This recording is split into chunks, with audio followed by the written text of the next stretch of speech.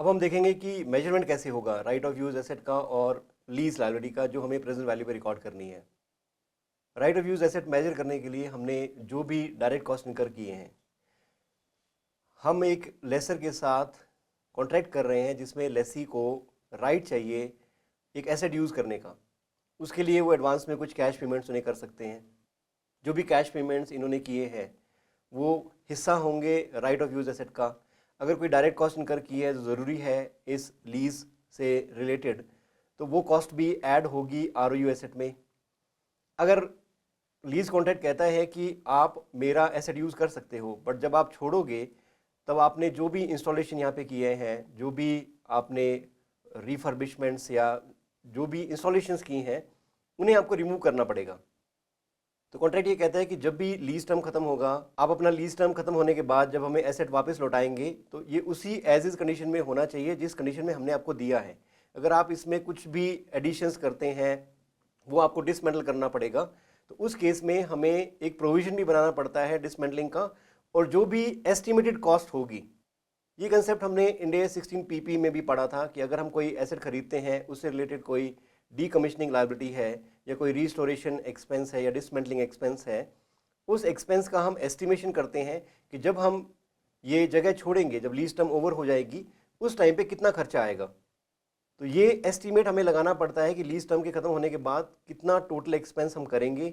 उस एक्सपेंस की भी प्रेजेंट वैल्यू आज हम आरओयू एसेट में ऐड करते हैं।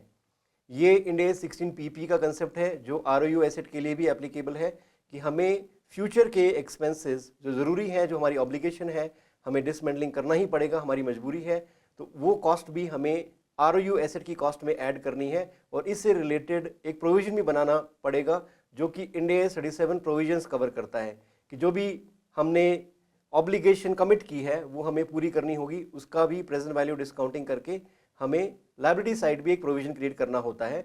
और debit side of the balance sheet ROU asset में ये कॉस्ट ऑफ रिमूवल और रिस्टोरेशन ऐड हो जाती है। पहले जब हम फाइनेंस लीज देखा करते थे उसमें ये होता था कि जितनी वैल्यू की लीज लायबिलिटी है उतनी ही वैल्यू का एसेट हुआ करता था। पर अब ये जो लीज पेमेंट्स हम करेंगे, जो ओवर ए पीरियड हमने लीज टर्म के दौरान करनी है, लीज लायबिलिटी एक कंपोनेंट हो जाता है आरओयू एसेट का। मतलब आरओयू एसेट एक बड़ी बकेट है जिसके अंदर जो भी कैश पेमेंट्स हमने की है, जो भी डायरेक्ट कॉस्ट इनकर की है, कोई भी कॉस्ट ऑफ रिमूवल या रिस्टोरेशन है, इसके साथ present value of lease payments भी ऐड होती हैं आरओयू एसेट की कॉस्ट में।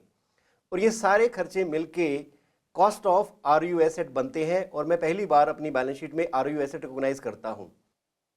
लायबिलिटी साइड बैलेंस शीट के present value of lease liability record होती है जो हमने कमिटमेंट की है कि आज हमने कुछ पैसे दे दिए हैं, कुछ डायरेक्ट खर्चे इनकर कर दिए हैं। एक कमिटमेंट है हमारी कि फ्यूचर में हम डिसमेंटलिंग का खर्चा भी हम ही करेंगे, और हमने लीज पेमेंट्स की कमिटमेंट भी की है कि ये पेमेंट्स हम लीज टर्म के दौरान करेंगे। उन सभी लीज पेमेंट्स को डिस्काउंट करके प्रेजेंट वैल्यू पे हमें लायबिलिटी साइड रिकॉर्ड करना है और वही अमाउंट हमारा आरओयू एसेट का हिस्सा भी बनता है, क्योंकि ये पेमेंट हम करेंगे इस एसेट की राइट लेने के बदले में। तो जो भी पेमेंट्स हम कर रहे हैं इस एसेट को हमारे यहाँ लाने के लिए और यूज़ करने के मकसद से हम ये कॉन्ट्रैक्ट में एंटर करते हैं कि हमें इसका राइट चाहिए यूज़ करने का। उसके बदले में हम ये सारी पेमेंट्स करते हैं जो कि आरओयू एसेट का हिस्सा बनती है और बैलेंस शीट में आरओयू एसेट रिकॉग्नाइज होता है।